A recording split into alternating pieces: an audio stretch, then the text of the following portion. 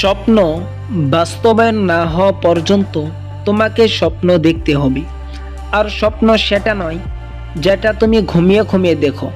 স্বপ্ন হলো সেটাই যেটা পূরণের প্রত্যাশা তোমাকে ঘুমাতে দেয় না।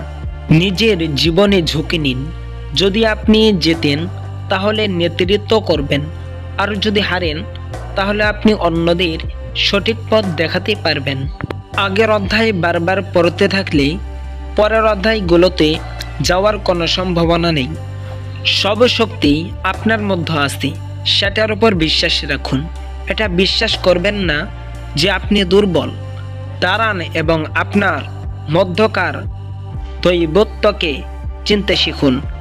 যেই কর্ম আপনাকে ভিতর থেকেই শক্তিশালী করে তোলে তা হলো একটা ভালো কর্ম, কিন্তু যেই কর্ম আপনাকে ভিতর থেকে দুর্বল করে তোলে সেটা হলো খারাপ কর্ম।